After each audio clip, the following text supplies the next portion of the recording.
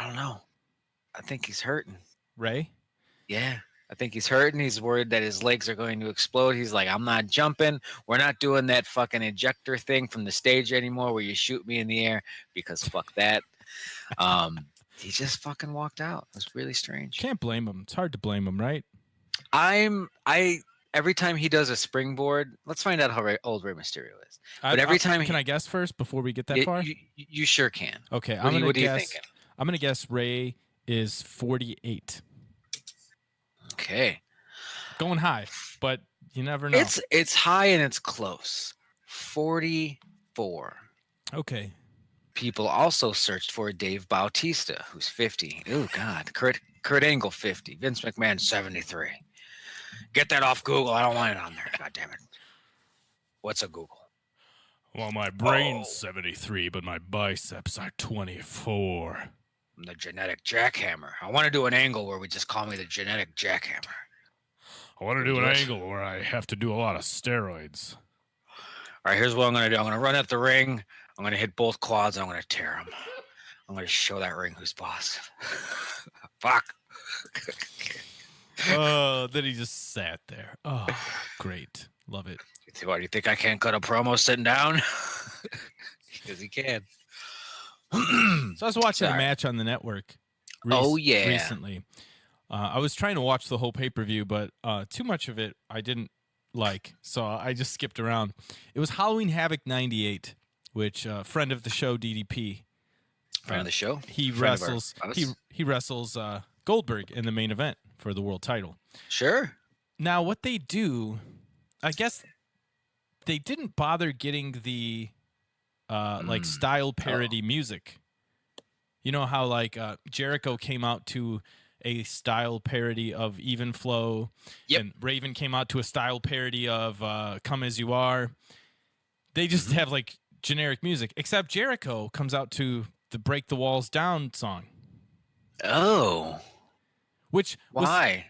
Because I guess they went in and just edited the show, and it doesn't sound like they mixed it in well. Like it's the right volume it should be. They like did work to do this. So then I thought, oh, well, Bret Hart later in the card, Bret Hart wrestles Sting for the U.S. title. I'll get to hear the real Bret Hart music instead of whatever the fuck he had in WCW. No, they just gave him the Kevin MacLeod sound library. That's a rockin' song. Treatment. Was it the one that they used in WCW? You know, I don't even remember. That's how it probably is. That's how memorable his music was. Fucking generic biddle. But no one else's was. You know, like Ravens was just like generic, nondescript music as well. So they couldn't use it because it was too close to those original songs? Is that why? I think whoever wrote, my guess is whoever had written those songs, getting the licensing for the music probably wasn't part of the deal. Is my guess. You know, like somebody actually wrote those and needs to get royalties, even though they're as like in the style of it's still an original composition. They probably didn't clear that stuff and didn't bother.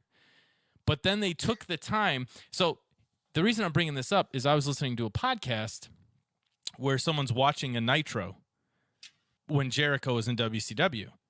And on that Nitro, they went in and put in Break the Walls Down. So they took hundreds and hundreds of man hours to go into the archive and put in Jericho's music, and apparently nobody else's. I don't know. I didn't check everything. It was Chris Jericho himself. He's like, I need the tapes. I'm gonna need the master tapes. That is weird. That is really strange. I think maybe they started with Jericho. They're like, all right, he's the first one. Then we got to do Brett. We got to do these other ones that we have their music to. That's true. And after the Jericho one, they were like, fuck this. Like, Mr. McMahon, that took 400 man hours. Can we stop? Now, I don't know for sure that they did all of them, but just randomly, the two things that I know about from back then on the network have Break the Walls Down. So you could be right. Maybe this is an ongoing process. Maybe they do plan on putting in other people's music and they just haven't gotten there. But I just thought that was an interesting. That's why I brought it up. That would fuck me up, dude. That would fuck me up if I was like, I'm gonna watch Halloween Havoc '98. I'm gonna have some cocktails. I'm gonna get into a nice state of mind. I'm gonna watch some wrestling, and then if that started playing, I'd be like, "What? I'll be honest. I Why?" popped for it. I was like, yes. And then I watched that whole match with him and Raven, and oh god, Raven's gimmick was just so shitty. It wasn't working. That was at the Which time where was like it was this? like The 6 months rich into the boy? what about me? What about What Raven? about yeah? And That well, was no, but this is like 6 months into that where you're like, are you mm. gonna Oh wrestle a match ever? yeah, they did some wacky shit. They would film all those vignettes The at flock had all somebody's been broken up house, by then. Like it was. and Raven's mom was there, and Canyon was jumping into the pool. That's when, to me, that's when they started to pick it back up again. When they started Yeah, to like make fun of it, like you're not even like Canyon's like, what are you all depressed about? You're a rich kid. But I think this is before that.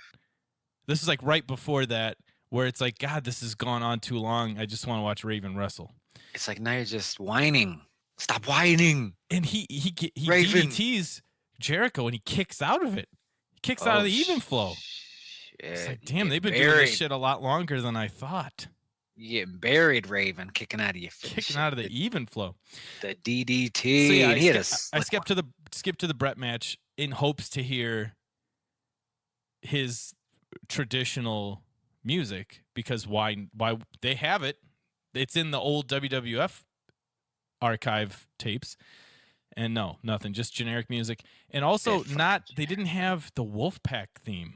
They had the NWO black and white is theme, happening? but not the Wolfpack Really? theme. Yes. Boom, boom, boom, boom. Nope. Doo, doo. It was just like it was like Kevin McLeod made a rap song. Why? No, and that doesn't make sense. All due respect to Kevin McLeod. I love Kevin. He does fine work. I'm just saying, Love him. it sounded like they just threw in some royalty-free music, just slapped it in there. It was rough, man. That is weird. Yeah, I'm curious to see if it is ongoing process, and think they're going to do it wrestler by wrestler. Why wouldn't they just do the whole fucking event? I don't know, man. I don't know. That is so fucking strange. You know what still holds up too? The jackhammer into the diamond cutter still holds up. Oh yeah, when he just lands on his feet, gives him a little turny turn, and you've been diamond cutted. Because Goldberg's he's selling like an oblique injury, like, oh, I don't know if I can get him up there. He's trying to, and he gets him up there, but I like that they sell the injury first, because otherwise, like, why would he just not land the jackhammer randomly? Mm-hmm. He's like selling it, like, oh, I don't know if I can get him up there, and it wasn't enough. And DDP gives I him the wonder. bang. It's so fucking buttery smooth. I wonder if a heel ever eye raked their way out of a jackhammer. You know, get you up, but he's like, nope, I've raked your eyes, and now I've landed on my feet. Do you think that happened? I think that would have to have happened after they bury him with the cattle prod. Oh yeah, after Scott after the streak. I don't think like Mang is doing that or anything. You don't want Mang raking your eyes. You don't want that anyway, because your eyes are gone. So there's a little. We had to get some wrestling talk in. There might be more, but I'm sure there is. So fucking buttery smooth. When's the last time you saw the Eddie Guerrero powerbomb diamond cutter? Oh Jesus! Live? It's nuts, and it's all on the YouTube, but it's a move that shouldn't have worked. Like he's pitching, yeah, I'm gonna, I'll get you up, with the fucking power bomb, and then I'll do the boom, and I'll turn, I'll hit you with a diamond cutter. Eddie was probably like, what? All right, I'm drunk. But they're very good at what they did. So it's awesome. God, I miss the diamond cutter. And I'm still saying the RKO because Randy Orton's never fucking retiring. So every time I see this piece of shit, I get to see the worst fucking diamond cutter. It's awful. Does anybody else do like the even flow? Jake the Snake Roberts DDT. Does anybody else do like somebody else's move from back in the day and just a shitty version of it? Well, like Randy Orton does of the diamond cut tray. The Miz had that little spell with the figure four. Yeah, the old Ric Flair. Like his finish too? Wasn't that like that's gonna be my finisher? Because they were doing. He was getting the Ric Flair rub. Watch Ric some Flair tapes, taught man. Ric Flair, and the thing was, Ric Flair told him how to do the figure four. It's like, well, I think he's trolling him. Yeah, because he'd never shown the true secret ways. Yeah, that was rough. Nobody does a super kick. Nobody really does a power bomb. The I mean, leg people drops do just ain't power gonna work. bombs like all like Yeah, routinely. It's not like a finish. yeah. Some of the indie finishes are just they're too weird. They're too like, I got you up and your head's tucked Yeah. under and I'm gonna power bomb both of us. I'm like, Like a Jesus. like a Spanish fly. I'm not a fan of. Been through that. I'm also not a fan of the Canadian destroyer because the guy like taking it does all the work. And sometimes you'll be watching a sequence, real back and forth, and then a Canadian destroyer happens, and you're like, why did he just backflip himself onto his own head? Oh, they're pretending the other guy did it, right? Because this move is stupid. Yeah, Oh, I hate it. I like good old fashioned psychology sometimes. Well, Get out all of the my time. sight. It's fun. It's fun to see cool Or tell them moves, stories. Tell but stories. I also like to see when it makes sense. That's why I like the quick. I like the diamond cutters and the stunners and the rock bottoms and the, just the. You can catch them and it looks believable. It's not like I need to sit you on the top rope and you climb on my back upside down and then I sit quick on your head. impact. Yeah. You know what move nobody has done since? The Razor's Edge. How many jobbers quit wrestling after taking that? I we think threw it off the Sheamus second might. turnbuckle and like, oh, okay. I was watching a clip. Early Scott Hall, I think WWF. Yeah, this was like fucking 1-2-3 Kid era. And he's wrestling somebody, and they were big, like Big Boss Man, but maybe like a fat Big Boss Man.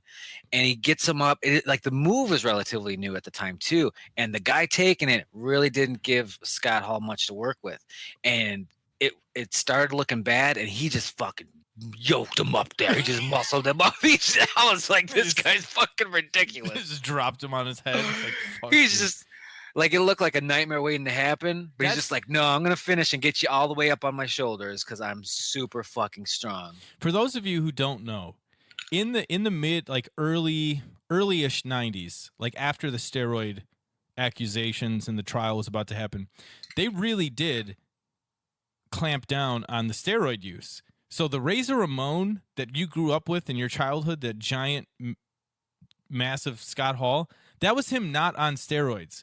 And if you don't believe me, look for some Scott Hall clips when he's got his big like gay mustache from the 80s. Oh, yeah. When he was billed Magnum. as like Big Scott Hall or whatever they call him. He looked like a fucking monster. So if you ever see Razor Ramon, you're like, look, he's huge. There's no way he's not on steroids. No, that's him not on steroids. You need to go back to the 80s and look at Scott Hall on steroids because it's not a human being. And then he would stand next to Kevin Nash, and you lose a lot of that. Boy, big, strong son of a bitch. Yeah, they were big motherfuckers, man. How old do you think Scott Hall is? 54. No, that can't be right. Holy shit. 54 was your guess? Yep. I'm going to say higher. I'm going to say significantly higher and give you one more. 62? 60. Motherfucker, 60. Man. I wouldn't have guessed that. I would have, woo-wee. I would have put him around Triple H's age, which is 50, maybe a little higher, like your guess, 52, 54. 60. But like you said, 80s, the motherfucker's been around for a minute. Yeah, that's true. Golly. Yeah, he was probably like 40 in the mid-90s, right? If we're doing our math right, if he's 60, 20 years. Nah, maybe late 30s, mid-30s. Yeah, Razor, the Diamond Stud. He also went by yep, you got a motorcycle. That's real good. Love that. Welcome love to the that show. We got a guest tonight. But also a gimmick that I've never heard of. Starship Coyote. That had to be in Japan or something, right? Yeah, or maybe it's him under a mask while he's training. Yeah. And they're like, we're not going to embarrass you. You're going to go out and probably eat shit, but you're going to do it under this hood. Starship Coyote. I remember That's the Patriot. What did they call Hogan when he was in the red, white, and blue mask? Mr. America. Okay. Yeah. I didn't care for that. I didn't care for any of that. I was like, why are we wasting our time with any of this? Yeah, it was a gimmick where it was right, like you're fired. Hulk Hogan can't wrestle here, and it's clearly Hulk Hogan. It was like their way. It was like their kayfabe workaround, right? Am I right? I think so. Yeah. I'm sorry. I'm reading about Starship Coyote. The year 1984. The promotion, National Wrestling Alliance. The promoter, Jim Crockett. And yeah, he worked with Dan Spivey and a little tag team. Hall under the ring name Starship Coyote and Spivey under the ring name Starship Eagle. Okay. And they were American Starship. Can't believe that didn't take off. Oh God. I America. don't like that in general. Like the Blackjacks. It was like Blackjack Lanza and was it Blackjack Mulligan? To me, that's confusing when they both, because then you always call them Blackjack, whatever their name is. Like Demolition. Did you get upset about Demolition? Well, they usually would just call them like Axe or Smash. Yeah, they got rid of that. Well, you can call him Mulligan and other guy. Yeah, but nobody ever does. And sometimes they'll just say Blackjack. And then I don't know. It doesn't matter. It doesn't affect my life which one they're talking about. But then I'm like not positive which one they're talking about. It's because they're fucking jobbers. They were fucking jobbers. Ah, all right. Yeah, I gotta stop reading about this. Scott Hall, Starship and Marty Jannetty. Coyote. Wow. Oh, Jim Crockett Promotions. You did some fun shit. Some fun shit down there. Got his shit in, brother. So let's talk some movies, Jim. The big movie news this week is I saw Midsommar today at my local Marcus Theater by Ari Aster, the Heredity director. Have you even seen a trailer for this fucking movie, Jim? I've not, and you are the third person who's talking about it. Oh, fuck. I've heard two different people on Facebook. One person loved it. Oh, I love it. It's amazing. The other person also said they liked it a lot, and you're the third person I know that's seen it. I've never even fucking heard of it. What's it about? Oh no, so there was a fourth person that was like, yeah, or maybe it was like they were posting a review, and the review was like, oh, it's like a horror classic. Okay. No jump scares. It doesn't need jump scares, or it doesn't have to be dark. That's very true. There's not a single jump scare in Midsommar. There's also not a single scare in Midsommar. But it's a horror movie. It's or not. So-called. It's not, though. No? It's just this weird, I guess, drama, thriller. They just because you show some gore, you know, like, there's a dead body and the face is all fucking caved in. Isn't that gross? I'm like, yes, that is what would happen if you fell off a cliff. No. Scared. Wikipedia says it right here. It's a folk horror film. Okay. Yeah, I read the script for this one a handful of months ago, and the script was all right. I couldn't wait to see the translation, the page to screen translation. Some of that was okay. Good visuals, good director, and he wrote it as well. And I don't know. I don't know. Cool imagery, interesting choices. I wasn't frightened. I wasn't uneasy or uncomfortable once. I felt no fear, anxiety, or dread the entire time. I was just like, what's the purpose of this? What are we doing here? 2 hours and 30 minutes we're here. Horror movies shouldn't be that long. That's our roller coasters 2.5 hours. No, they're like 90 seconds tops, because that's not how it fucking works. Well, comedy shows aren't 3 hours. No one's laughing for 3 fucking hours. Well, no one's scared for 3 fucking hours. Wikipedia said that the film was initially pitched as a straightforward slasher film set amongst Swedish cultists. But then Aster devised a screenplay using elements of this concept, but made a deteriorating relationship the central conflict after he had experienced a difficult breakup. So this was somebody else's script, or was it his script that he altered? Well, it just says a co-production between the United States and Sweden. The film was initially pitched, blah, blah, blah, blah, blah. So, they should have done that one. So it was like a pitch, and then he wrote a screenplay based on that pitch, I guess. And then he got all fucking emo because his girlfriend broke up. But look, we all write those scripts. We don't make them. All right? Jesus Christ, Ari. Well, I don't know how to say it. I don't think we all write those. Maybe like you screenwriter. Breakup songs. Yeah, that's what you would do. You musicians with the breakup songs all the time. Right? You know? Yeah, okay. Yeah, I got you. I get you. That makes sense. But sometimes you just can it, you shelve it, you get it out of your system, you deal with your feelings creatively. That helps very much. But Yeah. then you don't fucking throw it out there if it hurts the project. And I think that's the case here. Nothing scary fucking. I want somebody. Well, if you want jump scares, go watch Annabelle. I just want to feel terror. I want to feel uneasy. Yeah, we've talked It, about this. and these fucking people are, because it's like you said, Swedish, like this fucking commune. They're all wearing fucking old timey outfits and shit, and they're all like yodeling and chanting. I'm like, this is dumb. It's annoying to my ears. It gets comical because we're watching these women just like, yeah, terrified. Fucking stupid movie. I'm sorry. Well, it's dumb. Maybe you just wasn't for you. You haven't experienced a difficult enough breakup to want to be a cultist. Yeah, I guess not. So And it's I knew really this was two going and to a half be. hours. It's longer. It's like God, 2:45. what the It's long, it's like or 2:32. It's over the 30, and I was like, "Fuck you." You got to understand, 90 minutes you. is a long horror movie. Yeah. 2 hours is like, Jesus Christ. 2 hours and 32 minutes. I don't think Rosemary's Baby's that long. Fuck. So what do you think it is? What do you think's fooling people? Why do people think this is a great horror film? I'm sorry, 2 hours and 27. So it doesn't even hit that 30. Why people like it? I think because you're waiting. There's gonna be a thing in this room. The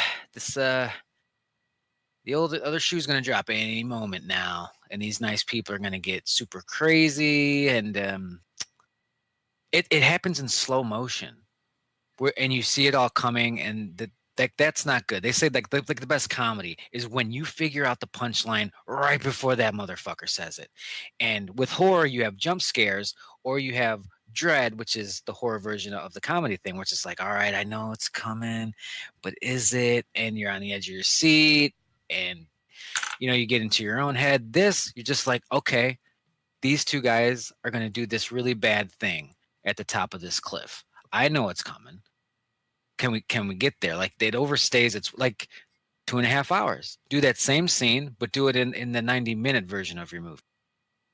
They in love with the long shots, in love with the push-in shots and the soundtrack and playing with the music. And I'm just like, yeah, stop jerking yourself off any minute and tell us a fucking story, because we're here. Me and the couple next to me, we're here. 3 folks ready for your movie.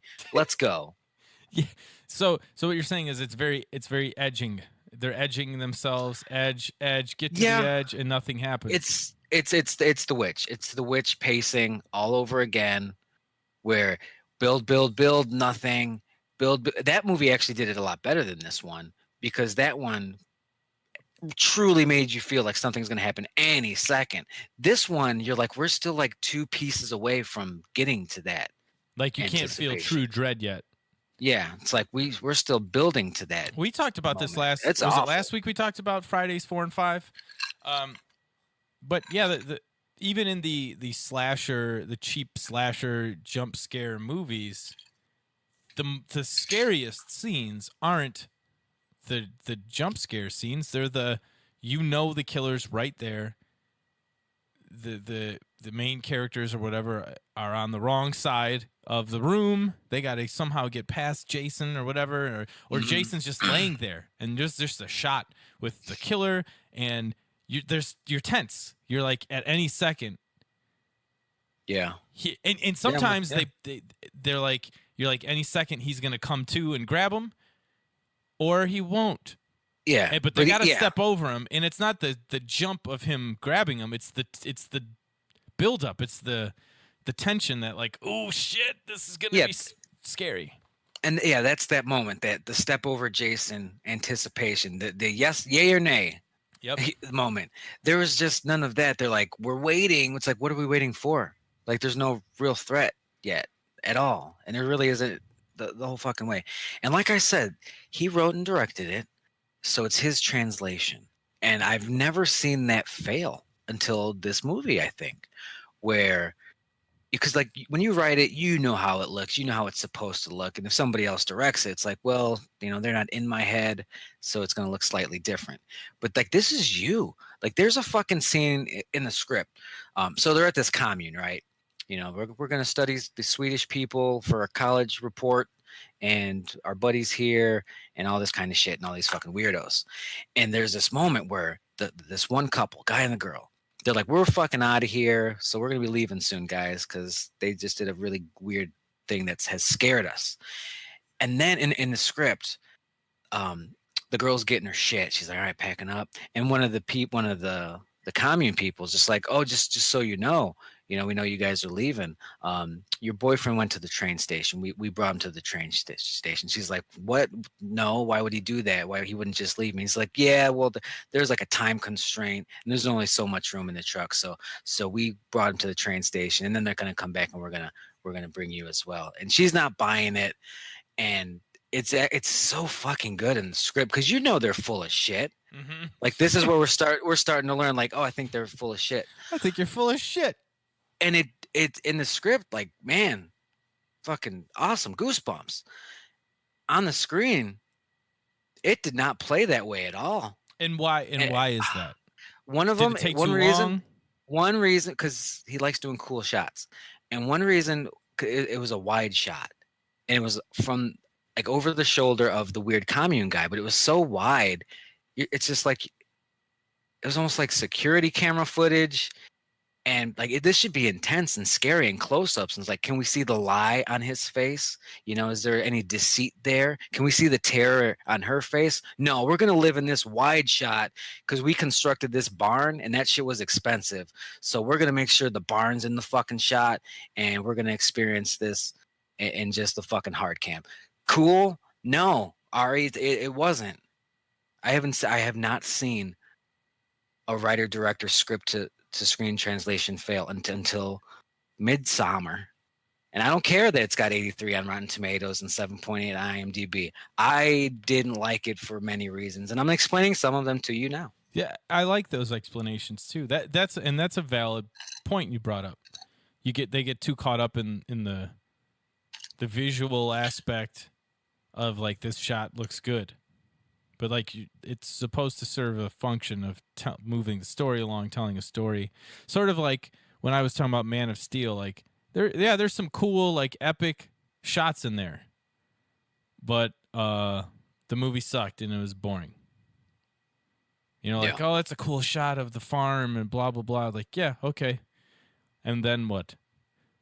And when it's used for the moment, for the terror, the dread, that's great because it's not 100% awful. There are some very cool shots. Like I said, there's some cliff action, and this guy jumps off the cliff, right? And he falls. He's committing suicide. It's part of this ritual. Spoilers for this shitty movie. And he jumps off this cliff, and he lands on this rock, and it's gross, and face splatter. It's awesome because it's all one shot. Once again, it's that wide shot. Well, I think they might pan with him a bit, but it's not a single break in the action. You see the jump, you see the descent, and you see the fucking crash landing, and it's very good effects on that.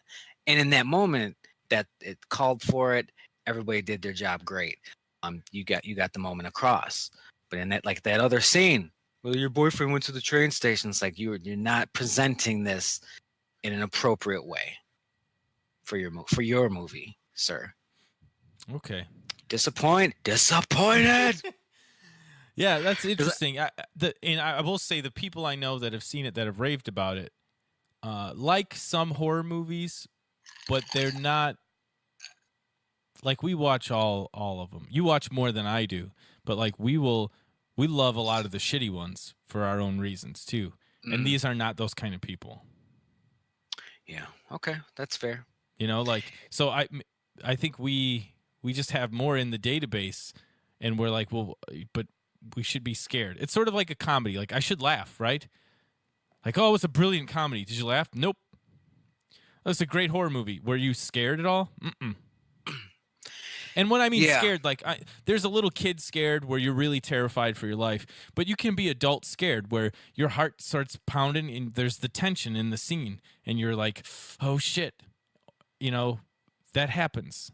It happened in Halloween when he sits up behind Laurie Strode, and you're just like, oh fuck, and she doesn't know it, and it builds. And I'm not actually scared of Michael Myers, but I can be scared in the moment in the scene in a different way. And it sounds like there wasn't a lot of that.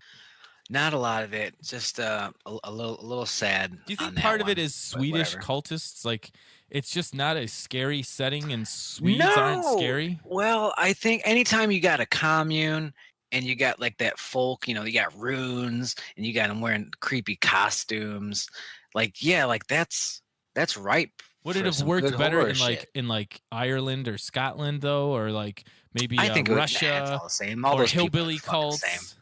Okay. Yeah, it's just different flavor. This, There's something about the Wood's hillbilly thing weirdos. that always works for me. Texas Chainsaw, Red State, anything Yeah. that involves rednecks, the creepy mom and son from Part 5, anything that's got like weird hillbilly folk, like that'll always get me. Yeah. So I'm with you. the Swedes I'm just with you. seem too nice, and Well, I mean that's part They of got- it. they got That's part of healthcare. that's part of the reversal. Like look how nice Oh. and good looking these Swedes are. By the way, they built that up like, oh, Swedish women, can't wait to fuck them. There's not a good looking one in this whole fucking movie. And I don't know if that was like maybe Part of the that's the payoff? joke. Maybe that's the gag. Although I don't think that was their intention. I think they're trying to build up some of these women, especially one in particular, as very beautiful.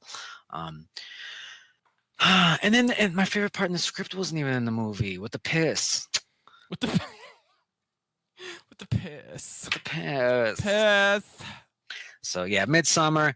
Check it out. See what you folks think. Form your own opinions. People on Facebook have theirs. I've got mine. You can have yours, and Jim will never watch it. It's a $10 million budget, sitting right about $10 million box office right now. Okay. Well, yeah. Wow, that's not bad because, like I said, they did build some stuff for this, and it did look pretty cool. Yeah, So that's and not, I've that's not, never heard of it other than people are like, I just saw Midsommar and it was fantastic. And there's not a name in the whole cast, so Okay. that also saves money. But that's enough about Midsommar. I saw a movie. We're going to talk about the movie that Jim saw this week. We won't talk about it in depth because I don't want to spoil too many things. But I saw Spider-Man: Far From Home. Ooh, see, and I really liked it. I really liked it. I would say it doesn't. It's the movie it needs to be. It doesn't try to be something it isn't. It's not trying to be like Endgame Part 2. It's got the humor from Homecoming in it. Doesn't have spoilers. Doesn't have any Michael Keaton in it. Oh man, I was hoping to. But Aunt May is still there. We get more Happy Hogan, Jon Favreau's characters in it again. They do a good job of spoilers if you haven't seen Endgame. Tony Stark's dead. That's in the trailer for Far From Home. But yeah, there's sort of a couple scenes where it's like, well, why don't you call this guy or that? And they're like, you're the guy now, sir. Like, you are the guy we need to do things. And then there's some like Tony Stark homages, and it's what it needs to be. And I enjoyed it. I really liked Jake Gyllenhaal as Mysterio. And if you are not familiar with the comics, I'm not going to spoil any of that either. But it's sort of, even though I knew what was going on from the very first scene in the movie, it didn't ruin any of the buildup. Like, it still worked, which is good. And it has 2 post-credit scenes. Possibly my 2 favorite post-credit scenes. One of them has a cameo in it that I vocally popped for in the theater, and it has an important story element in the post-credit scene. That's the quick one. And then the long post-credit scene where you wait to the end, which is usually like, oh look, they're eating shawarma, is like hugely important. Like, so important it affects what you just watched. Like, the entire movie. Damn. And it's setting up something that could be really, really cool. So it's just like required. Yeah, you have to watch both post-credit scenes. You'll see the first one. It's like the logo and then like boom, post-credit scene. The second one though, it's all the way at the end. You gotta stay for that one. It's super duper cool and important. Long though, probably a long movie, superhero movie. And I don't remember. It didn't, Some of that didn't feel some too of that long. 227. 2 hours and 9 minutes. Yeah. Shorter than Midsommar. Yeah, and definitely like the 2 hour and 9 minute superhero movie is like today's 90 minutes, right? I mean, Yeah. Jesus Christ, Yeah. Endgame was almost 4 hours long. Mm-hmm. It was over 3. Pretty sure. Man, I was on the fence. I was like, do I see Spider-Man or do I see Midsommar? Well, you And have if plenty they're- of but if time to they're- see Spider-Man. I'm sure I do. I'm sure I will. But yeah, when there's a horror movie in theaters, I almost gotta fucking see it. I just gotta fucking see that shit. I love it. Annabelle, come here, back to your old house. Come. I don't give a shit. Back to you, Annabelle. Ooh. So yeah, okay. I'll check it out. I'll make sure to stay for the fucking post credits, because I don't anymore. I used to be that guy, you know. It's like, hey guys, post credits. Well, I mean, sometimes, for example, the end. So the first post-credit scene in Homecoming is the Vulture in jail talking to some guy. I think it ends up being Scorpion or something. I don't know. Doesn't really seem to matter at this point. But you're like, oh, okay, that involves plot. And then the second post-credit scene is Captain America's, like, gym, the video they watch in gym class with Captain America. It's like more of that. So you're like, yeah, it's a nice little Easter egg thing. I didn't need to see it.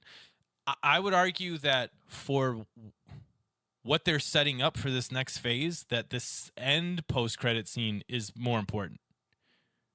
The first post-credit scene will be more important in the immediate Spider-Man future, but the end one is like game-changing post-credits. They're setting up some Phase 4 shit. They're setting up Phase 4 shit. They're shutting it up. They're setting it up. I'm not saying it's good. Well, all right. I'll check that. Fucking July's got it going on with movies. Yeah, but when you get to the theater though, and you look at the posters for what's coming up, you're like, yeah, it's July, isn't it? No, July's good. The summers are good. Blockbusters. No, I know, but like you're like, it's July. The posters for like what's coming out. Oh, You're like, I don't want to see any of this shit. yeah. Because right now we got Spider-Man. We got Midsommar, which unfortunate how that panned out. Lion King coming up soon, but wait, there's more. Once Upon a Time in Hollywood. I forgot that Quentin's new movies. I really want to see that. Definitely gonna see that shit. Definitely gonna see that shit. I might even see Crawl. Did you see the trailers for Crawl with the shark? No, but I saw the posters. Not a poster. It looks like shit. A big cardboard I'm sure thing. I'm sure it looked like fucking shit. Is it like one of the things you pose with? Take a picture? No, it was just Or like was it an actual poster? a big cardboard display thing, like when you're walking out of the doors. I remember the first time I saw the trailer for Crawl. I was just like, we're still doing shark movies? We're still doing fucking shark 3D big titted whores, whatever the fuck movies. Sharks are terrifying. And then by the end of it, I was like, that movie looked good. I want to see this movie Crawl. They need to do a bear movie like that, because bears, I'm telling you, we've Bear had in the House. There's too many fucking Disney bear characters, you know. Yeah, we need to smarten people up of the. You fucking bears are scary monsters, and can you imagine, like, we're trapped in the woods bear movie with like there's like 5 giant grizzly bears and they're hungry. I imagine if aliens landed and they saw the bears and they would just be like, oh, they have monsters here. They're like, yeah, let's go. I get it. Whoops, they have monsters. sorry, we didn't see ya. They live amongst the monsters. That's insane. Let's get out of here. And they don't kill you. They just start eating you because you can't do any. You can't get away. They just hold you down and eat you while you're alive. Oh my god, it would be such a great horror movie. But people are like, no, bears are furry. They're sweet. We love them. And sharks they look like scary monsters. Yeah, And they should bears do. look like, oh, I want to pet them. Because when they're walking, they're these dopey fucks. Yeah, they but got when fucking big ass, a big fat ass trying to climb up a tree and shit. but when they're But hungry, or really, they're it's pissed. not. It's just fur, and they're just fucking yoked, like monstrous eating machines. And you could do it like a horror movie too. Like make it like a 10-foot grizzly that like there's rumors that there's an even bigger bear that no one's ever seen before. And he's just eating people alive. Like it'd be a great like B movie Tom Savini type effect because they're not like silent killers because they don't have to be. They just like start mauling you and just eat you. Like, well, if you curl up into a ball, like, yeah, I guess if it's bored and it isn't hungry. But if it's hungry, you curl up into a ball, you're getting eaten as a ball. You a meatball. Yeah, exactly. You a meatball. It's a spicy meatball. So maybe we'll get a bear movie at some point. A little creature feature, maybe. That'd be fun. Write it up. That'd be fun. I'm working on some other shit. I'll put it on the list, though. If I need... When it's like, I need something here.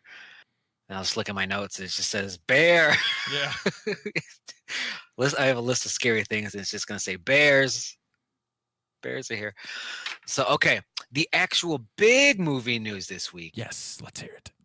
Is Samuel L. Jackson to star in Saw 9 This isn't real, alongside Chris Rock. I saw the picture. I thought it was just like a funny Facebook thing. I've been hearing about this for a while, and yeah, it seems legit.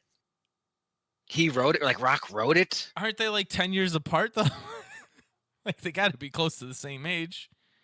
Who's Sam and Chris? Yeah, like I don't know. I don't know the relationship that we're gonna see. Oh no. Well, this picture I saw is Samuel L. Jackson will play the father of Chris Rock's character in the upcoming Saw reboot. I didn't know the relation. Well, Sam Jackson can look old, and Chris Rock can look young. Yeah, they'll pull a Lethal Weapon. You know? They'll do a little bit, little razzle and some dazzle. That's interesting. What that movie? First in line. Yeah, I'm gonna see Saw 9 because Chris Rock and Sam Jackson are in it. It's taking some fucking Fast and Furious route where it's like car racing in space. It's like, yeah, let's get silly. Let's just get silly. We're almost at double digits with these fucking movies. Let's get a little silly. Down with it. You know what? Also, I forgot to mention this. If you were sort of disappointed with the lack of Nick Fury in the last couple Avengers, he's in this movie a significant amount of time. He's also on the field trip. He's the driver. He's not the driver. Of the driver. So yeah, we'll see. Do you know anything else about this Saw 9 movie? Because you already know more about it than I do. Any other tidbits? Blah, blah, blah. It was confirmed. The director, Darren Lynn Bousman, will return. Oh, fuck. Are you kidding me? Yeah. He's very good. Comedian and actor Chris Rock will also be involved as an executive producer in addition to writing the story treatment. Who's that? I'm sorry? Chris Rock, comedian and actor. Okay, got that one. Okay, that guy. Executive producers include Saw creators James Wan and Lee Wannell. Oh yeah. Yeah, they're going to be there for their money. Rock's idea... Lionsgate CEO Joe Drake said Rock's idea was, quote, completely reverential to the legacy of the material while reinvigorating the brand with his wit, creative vision, and passion for this classic horror franchise. What are the odds Sam Jackson is or will be the new Jigsaw? Pretty good, I guess. I have a feeling that in the final 20 minutes of Saw 9, we're learning, oh my God, Sam Jackson's been doing it this whole movie. I can't believe it. Chris Rock's dad did it. Oh no. I bet you. I bet you. It says it will not be a reboot, nor will it be a direct sequel to Jigsaw. Okay. But it's in the same canon, same universe. Its filming has commenced as of today. Shit. Yep.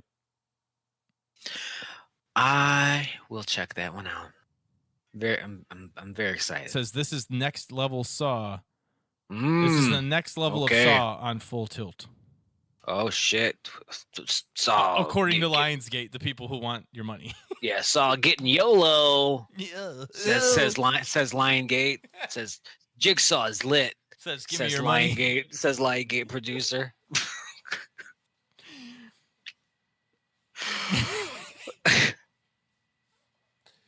All right, okay. The actual big movie news this What week the fuck?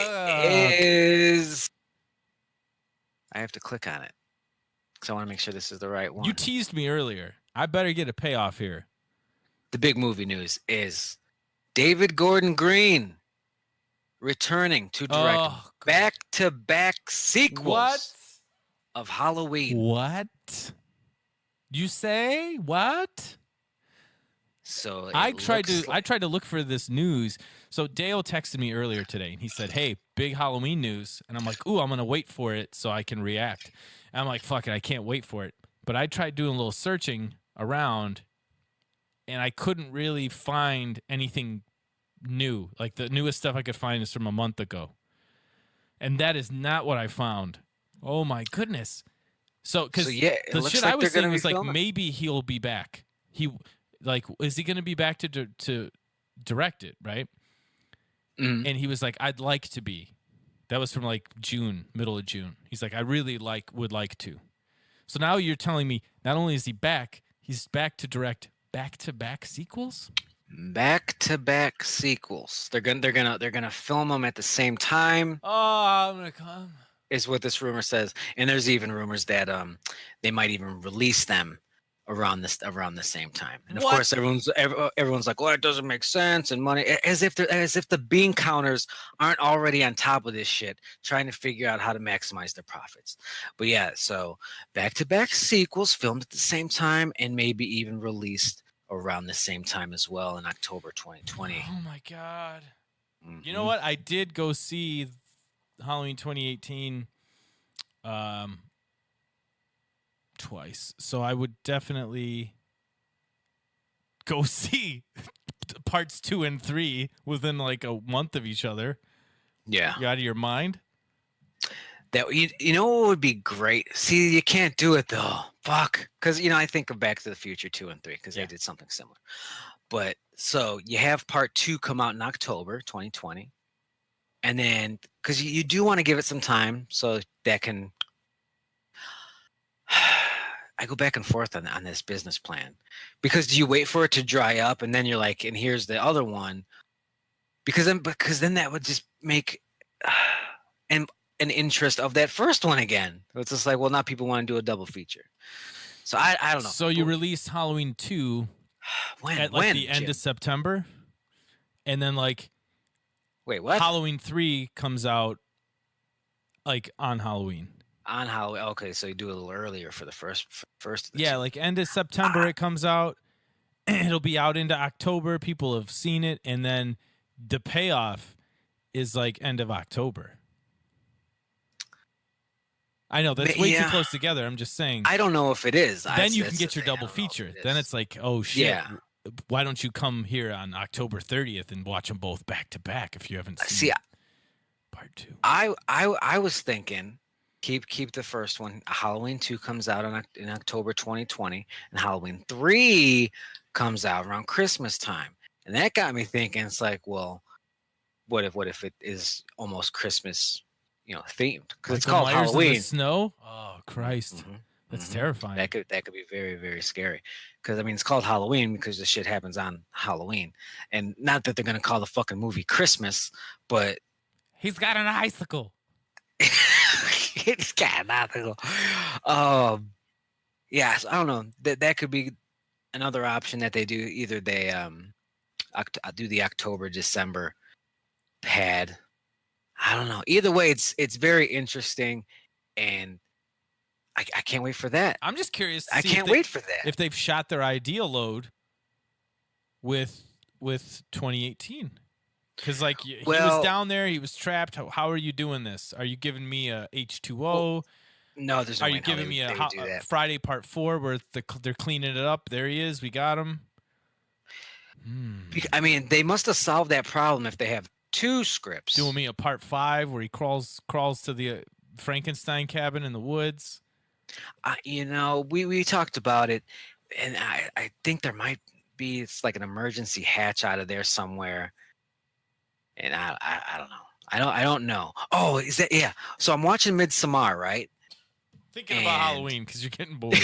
I was, because I was like this, because there's a lot of like tall Swedish old men with beards and scraggly gray hair, looking like Nords and shit, and I was like, this motherfucker right here looks familiar, and I said, oh my god, I think that's the guy that plays Michael Myers in Halloween 2018, and I have to find out. Oh, you don't right know? now. We're getting the payoff live. Well, not for you guys, but live for me. I don't think that's right, because this guy looks a lot younger than this fucking decrepit old son of a bitch in Midsommar. Whoops. And no, damn, yeah. So yeah, I was just trying to make that movie more entertaining. And watching, I was like, so Michael Myers was there, and I mean that's cool. That's cool. It I would mean, we know what he's retroactively doing. make the movie better for you. Yeah, One of just those? adding my own lore. You know, I also watched Stranger Things season 3 Oh yeah, this weekend, that's good. and How was it? I loved it. It was real good. With their anti-rat propaganda that they're putting out there for the masses Not, to bro. absorb. Look into it, bro. It's not. I'm seeing these rats explode left and right. Those rats screaming in pain, are exploding. innocent victims. If anything, we pity them. So finish it. It's fine. The rat don't need no pity. Rat's strong. Hashtag rat strong. It's not a bad hashtag. It really wasn't. It's no hashtag not my Luke, but not my Luke. That comes out this year, right? I have no fucking idea. I know Black Christmas comes out this year because I'm just horrored up, feeling it. But yeah, I don't know shit about Disney Star Wars movies and their release dates. I still have to see Toy Story 4. Maybe I probably will not. I would Joker. say I want to see the Joker movie that comes out in like fucking November though. No, that might be October too. I feel bad That's for not wanting to see that much. I think the trailer looks good. Like it looks like it'll be good probably. I just don't have any. I don't feel this like guttural. I gotta see that. And that's DC's fault. That's not this movie's fault. It has enough people that I like. I like Joaquin Phoenix. He's a weird person, and he gets wacky with his acting. Robert De Niro's in it. It's about the Joker, but this weird like slant on it, and I'm on board with that. I can't be on. It's hard for me to be on board with the Joker with no Batman. And it's hard for like you can't don't give me a Venom movie with no Spiderman. Like I don't give a fuck about one without the other. See, I don't know. They're each other's foil. I think the Joker is far more interesting by himself than Venom is. Oh sure, but I also don't want to see. I don't want a universe where Joker has no Batman. Well, I'm not. I don't know if he's there or not. I think I saw a picture today where there was a bat there. I did see it. I'm just saying, spoilers to this random picture I saw from the movie marketing. They're gonna pussy out. But there's at the very least a bat signal because he's standing next to it, and he's altered it with his Joker shenanigans. I just don't like people selling it to me like it's not even like a comic book movie.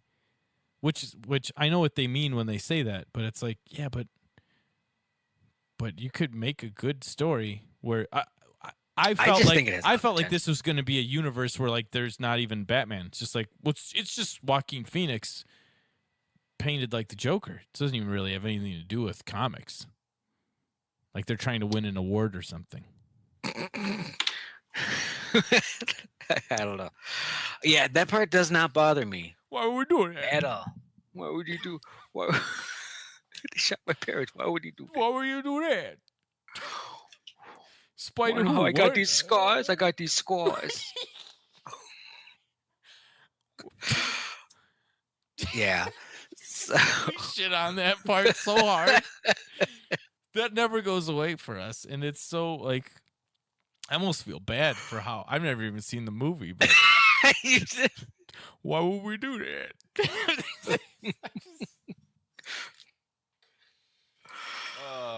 I don't want to spoil anything else about Spider-Man. But- And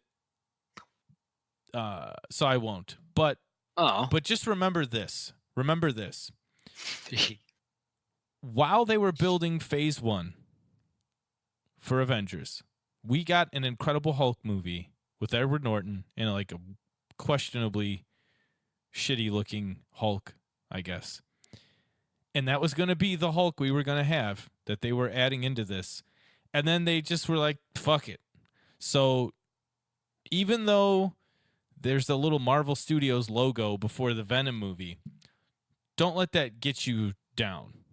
Oh yeah. You know, I mean, just look across the street at DC where they've changed Batman's 3 times in 6 years. Right. And they're like, Gal Gadot is still Wonder Woman. And now we've got nobody else from that same universe. And I'm not trying to lead you on.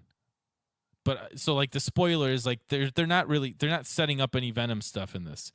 But where this whole next phase could go, they could just fucking Incredible Hulk that Venom movie like that. They've done it before. Oh yeah, they're definitely going to do that. Whether, yeah, it's Why dead. would we do It's- that? Why would you sweep me under the rug? Yeah, that's what they're going to do. Fox had Ryan Reynolds play Deadpool again after already playing Deadpool in a god awful movie, and that turned out beautifully. And they even had the same actor come back and play him. So like anything can happen in this universe, and I just hope Sony keeps this partnership going. Oh, that's right. 'Cause, Sony. like, what is Everyone's Fox- favorite? What is Fox doing with my Fantastic Four property? They're just gonna sit on it for a while, reboot it again, and fuck it all up, and keep holding on to Doctor Doom and keeping all the good stuff away from me. I don't I'm not even gonna know if go there's. see it. I don't even know if there's money to be made there. There is, there is if you let Marvel do it. Yeah, that's true. I guarantee it. Look, because they took a Guardians of the Galaxy and they made that a fucking household name. yeah, they took Ant-Man and made money with Ant-Man, and they made money with Black Panther. They make anything good, and then they make some things awesome. And every once in a while, you get like a Iron Man 2 and a Thor 2 or whatever. But even those make money, make shit tons of money. And fucking Fox is just like, no, we're going to use it again. We're going to do another Fantastic Four. Because the only story they know how to tell is origin story Doctor Doom.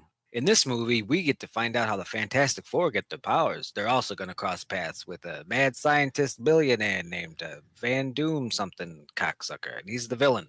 Every movie. Yep. Every movie. That was the first one, and then the second one was like more of that, but with Silver Surfer, and Galactus was just like a giant space smoke monster. And then we got nothing, and then the reboot. They can't do anything with those characters. They just fucking can't. Well, how many? Look at what Spider-Man. We got origin story, and they said, Marvel, what do we do? And they're like, first things first, fucking origin story. Spider-Man's just gonna show up being Spider-Man. Like, how's that gonna work? Like, trust us, we're Marvel, it's gonna work, and it worked. So that's what I'm saying. Spider-Man personality out the wazoo. The Guardians, they all got their little personalities, and it's awesome. The Fantastic Four, you got the Boy Scout, you got the Sister Boy Scout, you got the Hothead, which is funny because he's gonna be on fire, and you got the Rock. You got the Rock guy. Oh, the thing's full of personality. Yeah, he's got usually some comedy stuff. I don't know much about the source material, but it's a little bland for 2019. They would definitely need to give him some shit, give him some stuff to do.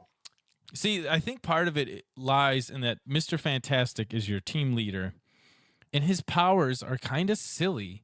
And in the comics, his powers are kind of silly, even though he's a serious scientist in the comics and he's important and he's brilliant. It's like, look, I'm a big flat thing because I need to slide under this door. And I think it's hard to Well, make him see. We're gonna sort. Let's just write the Fantastic Four right now. Make pitching it. him the comic, like have him be like like the dad joke guy of the group. It's Oh, just yeah. like why are you doing that? He's like because I have to flatten myself out to get under this door. It's just like he's embracing it. Like that would be fun instead of him being the fucking Leonardo of the group. Like all this, like Marvel essentially took the best parts of him and built it into Tony Stark. Like Tony Stark is really smart in the comics and brilliant and all that stuff, but Reed Richards is the guy who invents the crazy, like, this is world breaking stuff. He is like the arguably the smartest genius of the Marvel universe. And Marvel's like, yeah, we'll just take a lot of that and give it to Tony Stark. It's both Marvel, isn't it? Right? Is that what you're telling me? Yeah. Do you want to know how you get him over? You have a scene where, and I don't care if it's a flashback. It's obviously can't be modern day because Tony Stark ain't gonna be there. But Tony Stark, young Tony Stark, or whatever you have to do, seeking advice from Richards. Mm-hmm. This scene where he's just like, yeah, I'm here because I need to pick your brain about some shit. Kind of like that relationship with Banner, although that's Tony's superior in that relationship. Flip that shit. Swap it. Yeah, Reed Richards is like smarter than both of them in the comics. Yeah. He invents guns that are like, yeah, this thing will destroy the world. Mm-hmm. Oh, okay. He's like, but it's really tiny, so be careful. I think that'd be a great way of giving him that rub, that credibility he needs. So that'd be a good start. That'd be a good start as well. What I'm saying is if Fox could just admit defeat. Sony did. Sony's like, yeah, we got Spider-Man. Well, can you help us get him over though? And they're like, yeah. And you're gonna want us to keep helping once you get all the money. And see how fresh those tomatoes are. Like, you're gonna want us to stick around. Just trust us. We're gonna get you certified. Come on, Fox. I'm telling you, when they're gonna like the planet could implode if Marvel gets X-Men back from Fox. Like if Fox, whenever that license lapses or whatever, I'm telling you, there's the X-Men library is too deep. And there's been even recent movies, Dark Phoenix. Like there's X-Men fatigue. If there was news tomorrow that this switch has happened, they're rebooting X-Men with a quality production company. I think people are still like, give us a minute though. Yeah, definitely give them a minute. Give us a minute. But you almost had like almost just a minute between Amazing Spider-Man 2 and Captain America: Civil War. That's when we got the new Spider-Man, and people just came buckets. You know what the problem is? You know what part of the fatigue is? If you're like, oh, Fox is doing an X-Men reboot, you know what it wouldn't have? That big red box with Marvel in it in white letters. You need that. You need those comic pages flipping and scrolling by in that opening tag. Oh, they do a cute thing with that too at the beginning of Spider-Man. Oh, okay. It's gonna be a fun little movie. I can't wait to see it. It's fun. It's fun. Fun. There's no Michael Keaton, but it doesn't try and be nothing. All right. It's good. Jim's fucking trolling. Michael Keaton's 100% in this movie. He's said it too many times. He's trying to build me up. So I'm gonna text him in a couple days, like, you lying piece of shit. Michael Keaton was in it, and I popped for it so hard. And he's gonna be like, yeah, I got you. I know what you're doing, Jim. I mean, I definitely popped super hard, but I'm telling you, he's not in it. Spoilers. Okay. We'll see. So, see, this is marketing right there. It's like, who's in it? Which villains do we got? Is the one you like in it? You should go see it. Don't look at IMDb. Just go see it. Yep. Just go see it. Any plugs, Jim? Any shows or anything? Yes, actually, Dadbot has a show on Saturday, July 20th at 18th Street Brewery in Hammond, Indiana. That is going to be a great show. We were there around Valentine's Day. We had an awesome time. We played at the other 18th Street Brewery after that. Now we're coming back to Hammond, 18th Street Brewery. It's going to be off the chain. It's going to be crazy. Balls to the walls. Jim from Dadbod says the show's going to be lit AF. Lit AF. And that is on Saturday, July 20th. At 18th Street. All right. Got that down on my calendar. Follow me on the Instagram at Dale Zawada. That's all I've got. Thanks for listening. This was episode 79, American Starship. I'm Ari Aster. Fortunately. I'm Starship Coyote. Damn it. Yeah. We should have done How'd the you tag fuck team that thing. up? Because I don't remember the names. I know. What was the other one? I don't know. I only know Scott Exactly. Halls. Yeah, it tried to bury me.